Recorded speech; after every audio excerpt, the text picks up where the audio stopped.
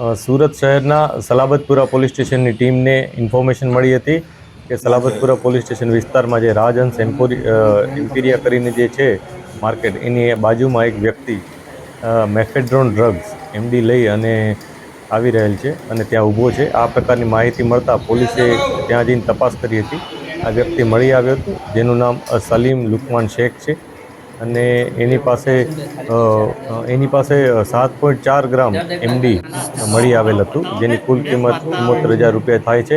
આ ઉપરાંત એના પાસે મોબાઈલ અને રોકડ રકમ મળી હતી. કુલ 80,900નો મુદ્દામાલ પોલીસે જપ્ત કરેલ છે. આ જપ્ત કરેલ મુદ્દામાલ બાદ જે આરોપી છે એની વધુ તપાસ કરી હતી, તો જેમાં જાણવા મળ્યું હતું કે જે એમડી છે એ પોતાના એના જ પુત્ર સોનુ ઉર્ફે તોફીન ઉર્ફે સોનુ કરીને છે, એની પાસેથી લાવ્યો હતો અને આગળ છૂટક વેચાણ કરવા માટે લઈ જતો હતો. આ જે બંને વ્યક્તિ છે એમાંથી એકની ધરપકડ થઈ છે. તોફીન ઉર્ફે સોનુ, એની ધરપકડ બાકી છે. પોલીસ એની તપાસ કરી રહી છે. આ ઉપરાંત આ બંને વિરુદ્ધ અગાઉ NDPSનો ગુનો નોંધાયેલ છે અને આ ઉપરાંત એના ઉપર GP એક્ટ 135 વગેરે પ્રકારના ગુનાઓ પણ સલાબતપુરામાં નોંધાયેલ છે.